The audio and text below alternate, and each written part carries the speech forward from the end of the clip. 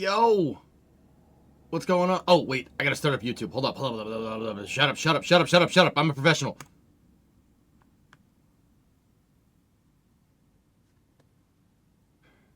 We get signal. What? Main screen turn on. It's you. How are you, gentlemen? All your base are belong to us. You're on the way to destruction. No. All right. Okay, there we go. Hey, what's going on, everybody? How are you? We're going to start today off with a rocket launch. Oh, this does not show up the same color that it is in real life. All right, well, that's fine. Whatever. Someone set us up the bomb. Yeah, we're going to start today with a rocket launch. Starlink 6-98 is poised on the pad out at Cape Canaveral. This is taking off from Slick 40, which is where we saw 6-96 or 995. There was a rocket launch on this pad like a couple of days ago. Yeah, 2 days ago. No, not 2 days ago. That's the fastest turnaround. This is almost the fastest turnaround. Because the 5th SpaceX mission went out of here. But, yeah. Throwing it back out you watching from bed. Yeah. You look like a bear. Thank you. It was 6-97. Thank you, Creeper. Thank you.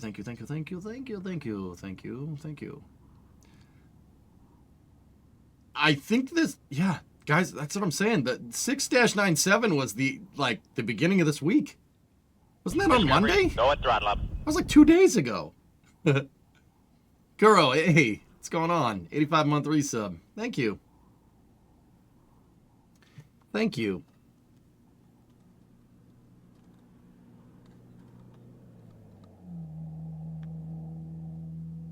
That sure really looks like a bear costume at first glance. We should probably change it. I'll change it after the launch, I think. Can you try hightail? I am Big Bear. Yes, big old the American bear. Yes. Hey Flavio, what's going on? Change? No, just get a bear mask. Oh, okay. It's a hypergolic shirt. I don't know what that means, but that's okay.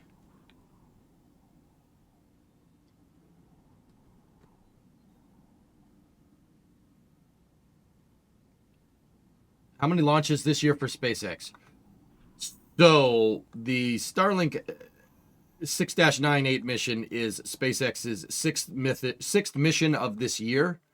The booster flying today is 1085 on its 13th flight. Are you going to stay up? Get up early for the Crew 11 return. When is that going down?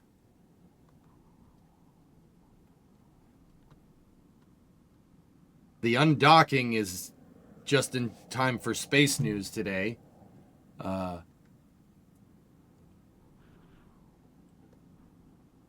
then the splashdown is at 3:41 in the morning.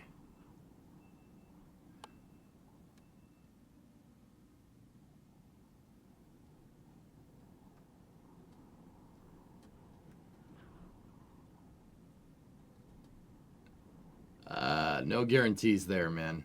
No guarantees for that one. We can watch the undock, though. Hey, Kyle. Happy launch. Yeah. All right, so we are 13 minutes out from launch. Real quick, guys, I wanted to show you this. Well, it's not really pertinent to rockets, and I do believe in keeping on track, but check this out. So this is a new picture of the next generation Abrams tank, and I noticed that it's not gas turbine powered. It's got diesel electric hybrid in it. That's very surprising. It's got an inline 6 diesel with a hybrid electric. I don't know how I feel about that. I don't know how to feel about that. I'm not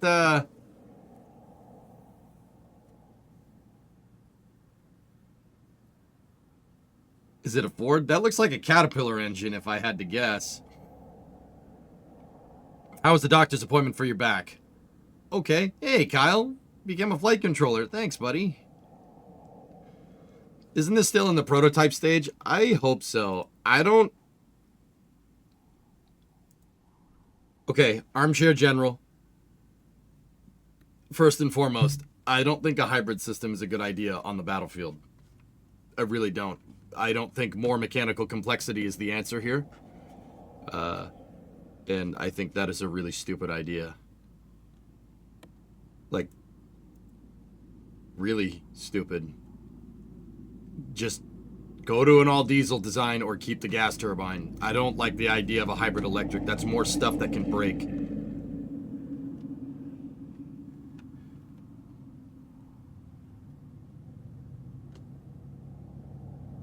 Yeah, I don't think that that's wise. But I don't know. When do you think SpaceX will reuse a booster more times than the best shuttle flew? Discovery? A booster? Probably by the end of the decade, Cooks, at that point. Yeah. Reporting for duty? Yeah, right. I just don't like the idea of having more mechanical complexity in your driveline. That kind of stuff is why my favorite tank of the war ended up being on the losing side of World War II. I like Panthers. Panzer V's, I think, were the best tank of the war. But the problem is that they were really mechanically complicated and that they paid for it on the battlefield. But when it worked really well.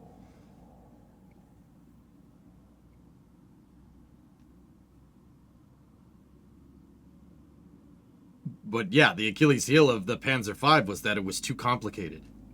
And that didn't work too well against T-34-85s. Or, you know, the M1A4. Or the M4A1, excuse me. I got the tank nomenclature backwards. You know, you don't want mechanical complexity in your main battle tank. But I don't know. What do I know, dude? I just stream. The diesel electric Tigers were failures too. Yeah, that's weird. Rares, today is 1 year since I subscribed and started watching your stream. Thanks, man. Thanks for watching. Kyle, you've been watching since December of last year, and you got me through a terrible season. Love showing my appreciation when I can. 2026 will be our Wumbo maxing year. That's right, dude. That's right. That is right. Anyway, we do have Starlink 6-98. It should be... Coverage should be popping up here. We're inside of 10 minutes.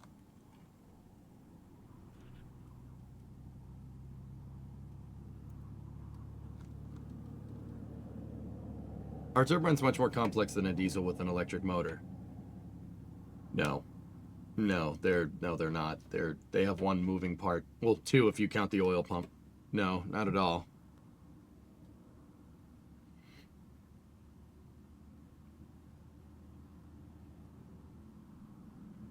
Have you run ads?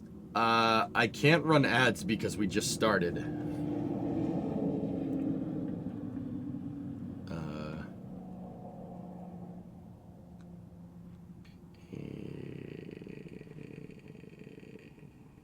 Yeah, there we go. All right, I got it. I can do it now. I should be able to. Let's see. Let's pop it through. Boop. There it goes. Any update on the KSP playthrough? When we're done kind of binging Winter Car, we'll get back to it, Jess.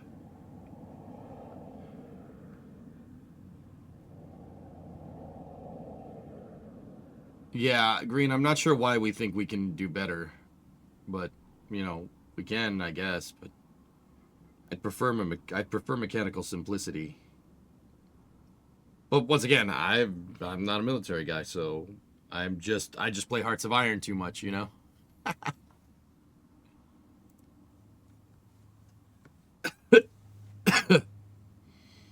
Hello? So yeah, we'll run the ad so nobody gets an ad during the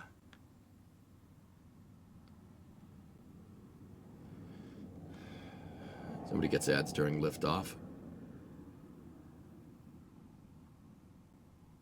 When do you think Flight 12 is? Probably March at this point.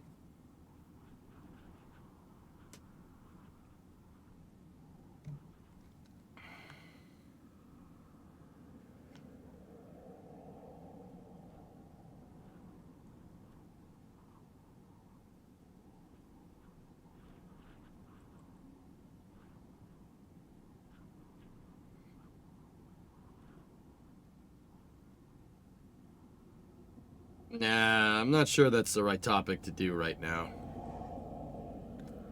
Girl, but so once again, we're waiting for the launch coverage here. Should be popping up here in a moment. Ah, there it goes.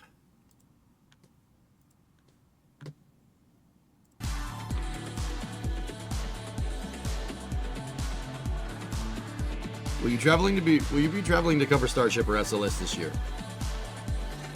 I don't know.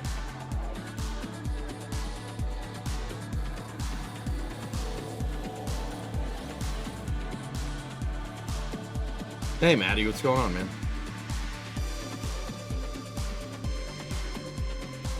10 Letars, what's up?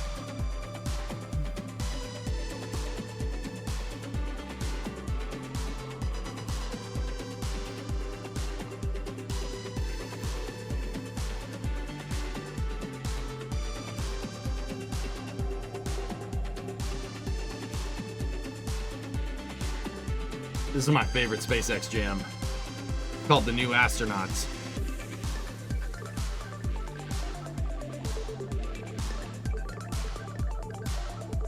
Discovery, go at throttle up.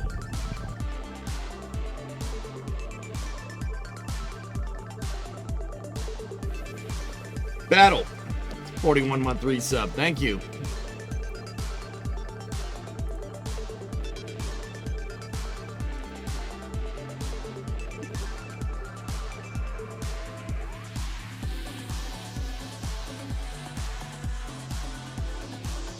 When will the Pad 37 or Pad 40 landing pad be ready?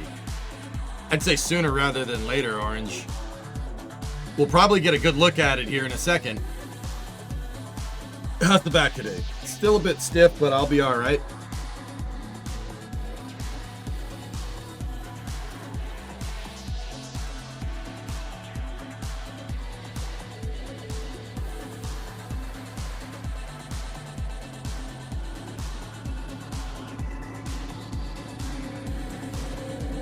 Doing all right, Maddie? Good, good, good.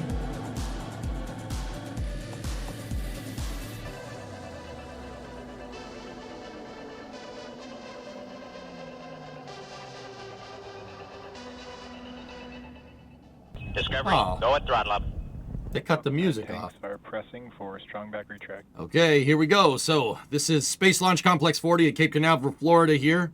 This is the Starlink 6-98 mission.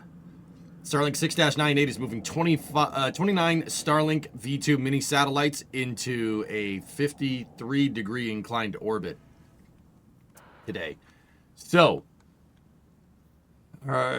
Slick 40 is down at the Cape. This rocket will be going southeast, heading southeast out of the Cape around the Bahamas.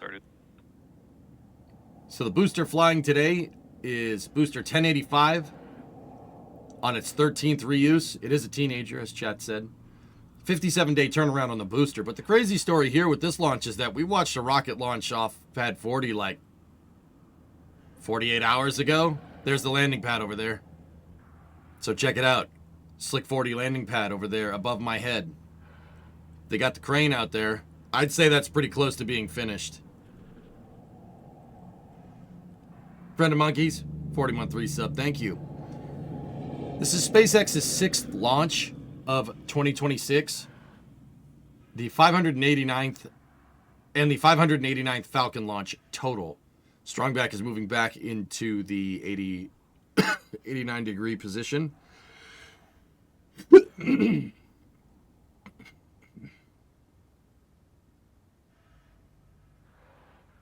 Okay, looks to be a little bit of an overcast day down at the Cape today.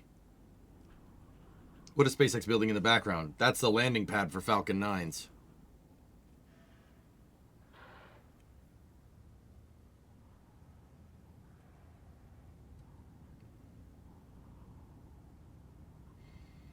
All right, we are about 3 minutes 5 seconds out from liftoff here.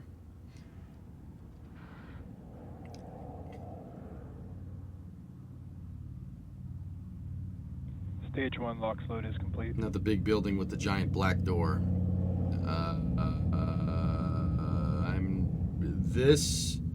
That is a pad support building.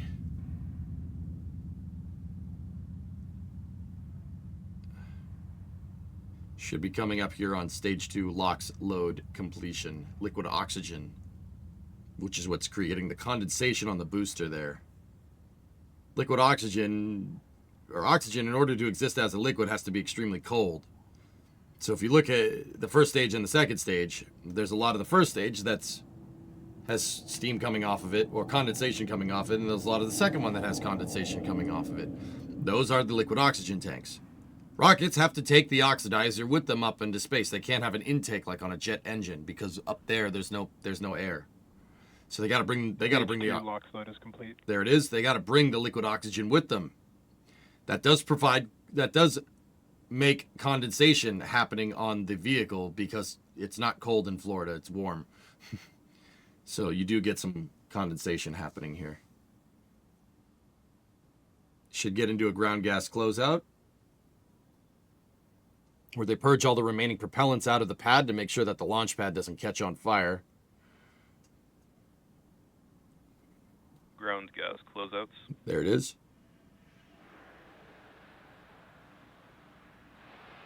The building on the other side of the ULA building, isn't that SpaceX owned? That's their payload processing facility.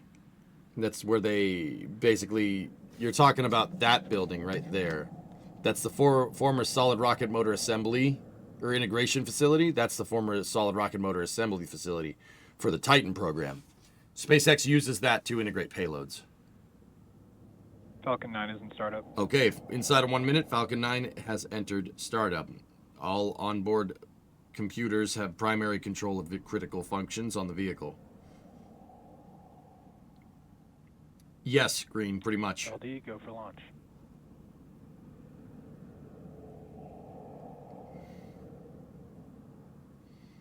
Launch director is reporting go. T-minus 30 seconds and counting. T-minus 30 seconds. No, Pantha, they don't. 20.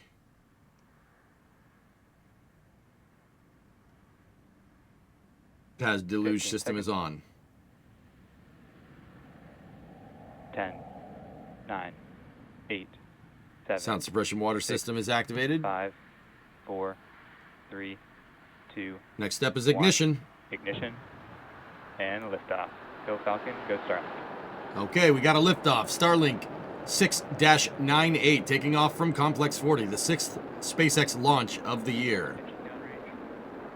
Now, if you look at the top of your screen here, we M1G should chamber pressure is nominal. be getting a good picture of the landing pad that SpaceX is working on over there. That landing pad is brand new. It's designed to receive Falcon 9s that come back and land. This one will not be landing out there today. This booster will be landing on one of SpaceX's autonomous spaceport drone ships, or ASDSs for short, which are converted barges, or barges that were converted into landing pads. Shortfall of Power and telemetry gravitas nominal. is the landing target today. Power and telemetry call is good there, T plus 45. Should get a supersonic call here. Falcon 9 is supersonic. There it is. Maximum dynamic pressure should be the next call out. Maximum dynamic pressure indicates peak aero load on the vehicle. Basically, there it is. For a moment on the vehicle's ascent, Falcon 9 can't move the air out of the way. The fairing at the front can't move the air out of the way fast enough. So they throttle back the engines to ease the load induced from the aerodynamic drag. Basically, if they kept accelerating, it would try to accordion the rocket. You don't want to do that. That's bad for it. M back chill. Second stage thermal conditioning and priming has started, because in about 1 minute, we'll be getting up to staging here. And nose eyes if it doesn't get boring. This booster has this is its 13th flight. They are getting rid of, they already got rid of LZ1, Green, and they're getting rid of LZ2 soon.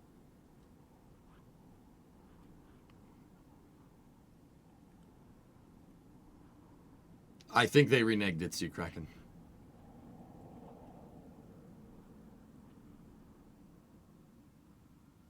Oh yeah, Kyle. Yeah, the drone ships are cool. Hey Pat, what's going on? What are you wearing? You look like a bear. the camouflage shirt, but it doesn't come through on the stream very well through the camera with the chroma key. So I'll probably change my shirt here in a second. Miko. There's main engine Stage cut off. separation confirmed. 9 engines in the first stage shut off. MVAC startup. There's separation. Should get an ignition on the upper stage here.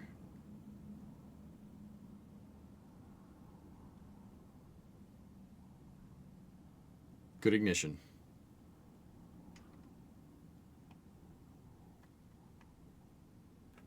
All right. Should be coming up on fairing separation here. On the right camera, you should be able to see the fairings after they separate. The fairings are two aerodynamic shells that are up Fairing at the top of the separation rocket. You'll confirmed. see them separate here. There they go. Now those fairings have little thrusters on them, and they'll basically turn aerodynamic side facing the ground, and they will re-enter and come back down. SpaceX will reuse them on a future mission. It has thrusters to orient it during re-entry, and then it deploys a parafoil and it basically lands like a seaplane. SpaceX has recovery ships Bob and Doug, but yes, those are the names of them, that they send out to go fish the fairings out of the water and bring them back to be reused.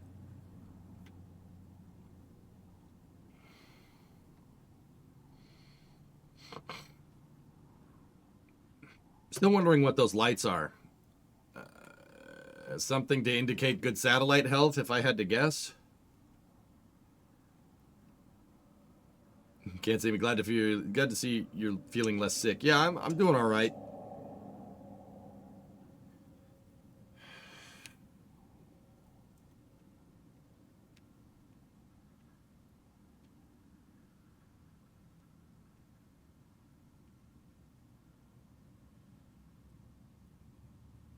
Hey, Sharktails. How's your back? It's all right. I'm stiff, but it's okay. It doesn't hurt. Just feels like I pulled a muscle back there, which is better than what happened the other day. A reasonable guess. Yeah, DV, I'm not 100% sure, but I figure why else would they be there if not to indicate satellite health? SpaceX would just put a damn light on the side of their satellites to show that the satellite's good. You already have a camera up there. Might as well just do that.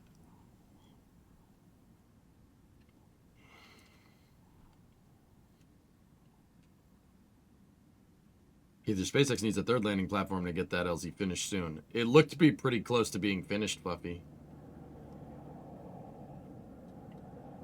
Okay.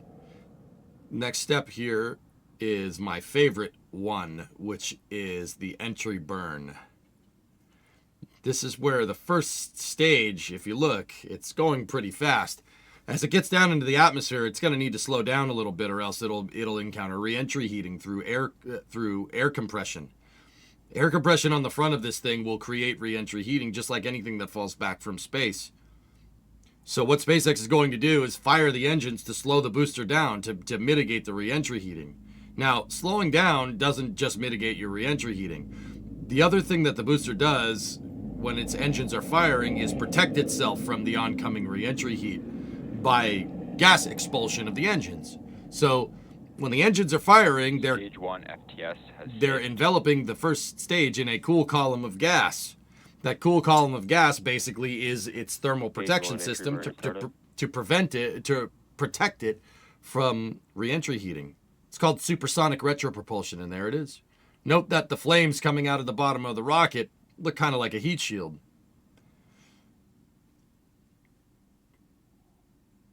No, this one looks okay. There it is. Flying through its own exhaust gets it a little sooty up there. Stage 1 entry burn shutdown. No, we don't call it that here, Sea Kraken. Stage 2 FTS has saved. So now Falcon 9 is at a safe velocity to not encounter re-entry heating, and now as it descends into the lower parts of the atmosphere, where the atmospheric density is thicker, there's more air closer to the ground, you'll see deceleration via aerodynamic drag here. Meanwhile, the second stage is still accelerating here. The magic number that we're looking for with the second stage usually 27,083 kilometers an hour at 138 altitude. That's usually where the good staging happens. You can see the booster's kind of jostling around there because it's a little windy, but the 4 hypersonic grid fins, which are those waffle iron looking things coming off the first stage, Transonic. those guys are steering that thing and making sure it gets down through the atmosphere.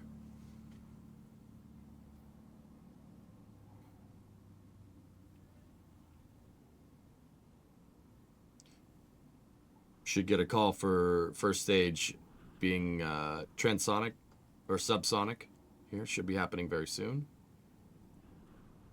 The drone ship is underneath the left grid fin. If you can take a look between the waffle irons there, that's its landing target. Terminal guidance.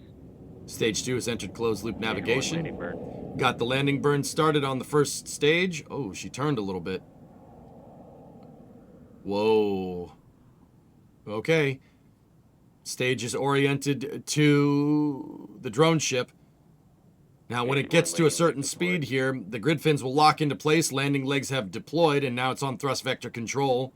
Rocket engine is steering that whole thing right down, dead bullseye on a shortfall of gravitas. Booster 1085, completing its 13th flight on a 57-day turnaround. Last step here is second stage engine cutoff. Once again, the magic number we're looking for is about 27,080 in change. That one was just a smidge slow at 138. Should get a call for nominal orbit insertion here momentarily. And we have a nominal orbit insertion. See, I told you. I've watched a lot of these. Hey, Naslik, I'm doing just fine. That actually is a little bit on the slow side. They're usually around 27,080. But a 1 to 2 kilometer differential in speed is enough for it to be a nominal insertion. The thrusters that are on the Falcon 9 second stage can make up for the difference. But there you have it. There is the Starlink 6-98 mission. Another feather in SpaceX's cap of 589 Falcon launches. They got a lot of feathers in their cap.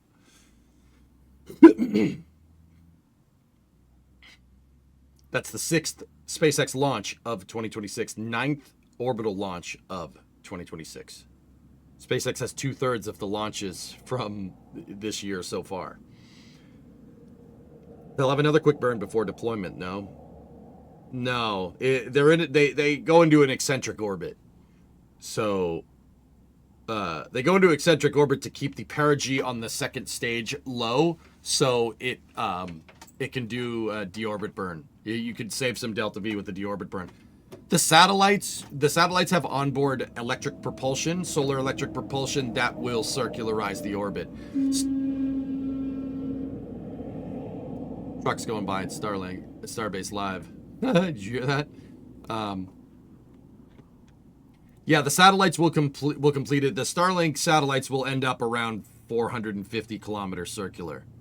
They're in an eccentric orbit with apogee at 450. So what they'll do, they'll deploy the satellites going on the coast up to apogee, Fluffy, and then the stage will probably do once around so it gets away from the satellites and then do a deorbit burn when it's up at 450. Doing the deorbit burn up there ensures complete destruction of the stage because you're falling fast. You're falling from a greater distance. Not that it makes a difference. It'll make a little bit of a difference, but they don't want any COPVs coming down on people. Sometimes parts of the vehicle make it through re-entry. The composite overwrap pressure vessels that are on board for helium ullage, sometimes those make it through re-entry, and then that's when the UFO nuts go bananas. We don't need to appease those people. So deorbiting it from a higher altitude makes it fall further, increases its kinetic energy at perigee, and will ensure complete destruction of the stage. Whew! How about that? How about that? Love you. Oh, thank you. Thank you. You're too kind. You're too kind. Do we know how long it takes the Starlink sats to get into their operational orbit? Probably like 2 to 3 orbits. I mean, Lava Eagle, dude, electric propulsion, right? Electric propulsion is very, very high impulse, very, very low thrust, right? It's probably going to take a couple of boosts. If I had to guess, probably going to take a couple boosts Let's see. You know, 138 by 400, give or take. Eccentric orbit. You should have about a 95-minute orbital period. Maybe, actually, it's about 90. Be closer to a 90-minute orbital period. Let's say it takes 4 or 5 orbits. They'll be in...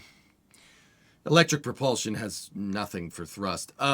They'll probably be up there by tomorrow in their final orbits, if I had to guess. By tomorrow. New pad turnaround record. I was going to say, didn't we just see something launch off 40?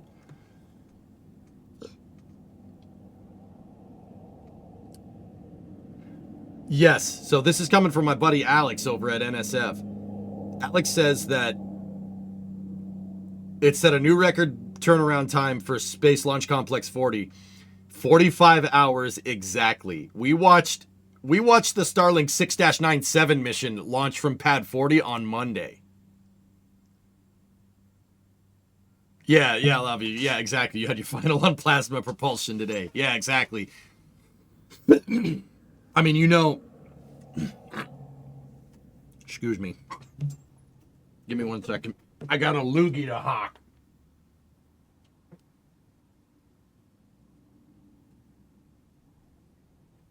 I am the most professional streamer around, okay? Right into the trash can. Oh, sorry, I'm still getting over being sick. Yeah, I mean, you know, so electric propulsion is not going to... It's going to take, I'd say, a day or two. That's just my guess. I mean, they're using Krypton.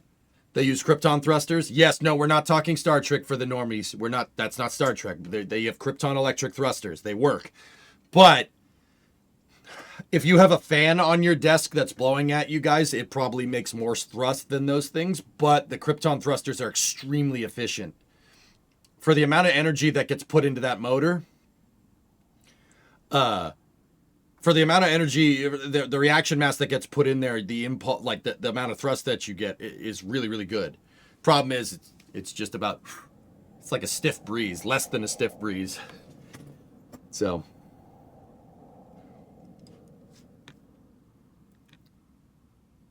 Timeline shows another bird at T plus 53, 52 prior to deployment.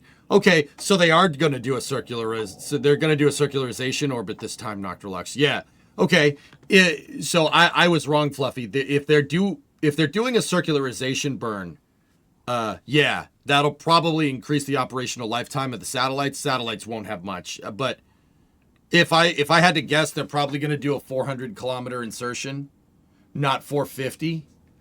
Probably want to insert around 400, and have the satellites boost themselves up to the final area, or the other thing that they could do is use the first stage to boost it up to 500 and then have the satellites circularize down at 400, which would be more efficient for the second stage. Well, that's good to know, dude. Yeah, so they will do a circularization burn with the stage. So the stage is going to probably enter a 40-minute coast here. Do you think a 24-hour turnaround for a pad launching Falcon 9 is possible? Yes, as long as they have the propellants on the commodities, Archie, sure.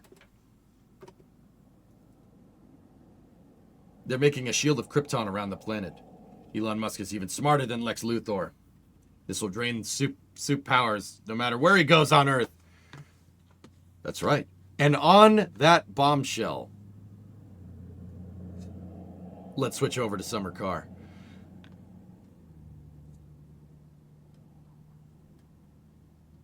Aren't the new Starlinks using argon?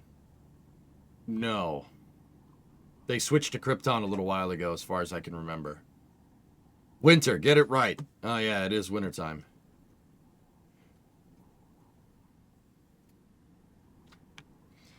Okay, so that's going to do it for the 6-98 launch coverage. I got to go change my shirt so this doesn't blend in all day. So we will have a momentary loss of signal on YouTube, and just, yeah, enjoy the tunes for a second on Twitch. Thank you very much for watching. We'll be back for my winter car here. We have to start stockpiling money for the engine. We should be able to do an engine build tonight, which should be pretty good. No, it ain't all good, Element. It ain't all good. No, I'm just kidding. I'll be back in a second. Thanks for watching. Let's pause for station identification. This is the Eric Johnson Space Administration News Streaming Network. Oh, wait. Snarfer gifted 10 memberships because Snarfer's a G. Oh, no, that's an X after your name. Snarfer X, not Snarfer Gerg. Thanks, man. I appreciate you. Appreciate all you guys. I'll be back in a second. I gotta change my shirt, dude. That's gonna be so distracting all day.